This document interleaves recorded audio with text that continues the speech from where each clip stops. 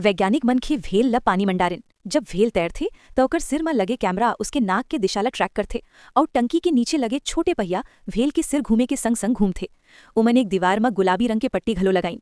जब भेल खुद वहां तैर के जाथे तो ओकर स्वादिष्ट खाना मिलथे, चाहे पट्टी ला दूसर दीवार मन रख दी जावे, भेल हर बार सही जगह खोज लेथे। इसे देख के साबित होथे कि भेल मन यूं ही बेतरतीब नहीं तैरत हवे, उमन घलो इंसान जैसने नवा माहौल में लगातार सीखथे और खुद ला ढालथे। अगर तुम मछली ला टॉयलेट में बहा दो तो वो नाली सिस्टम में जाथे। ये गंदा पानी और कचरा ले भरे बहुत बड़े जाल जैसने नेटवर्क आए, फिर मछली सीवेज ट्रीटमेंट प्लांट में पहुंचथे।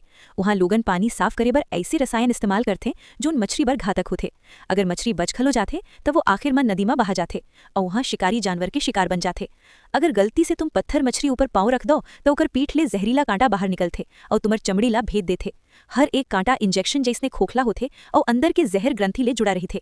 तुम्हार शरीर के वजन कांटा ला मांस में गहराई तक घुसेर देथे और जहर सीधे घाव में पहुंच जाथे। ये दिल के धड़कन ला रोक सकथे और कुछ मिनट में मौत घलो हो सकथे।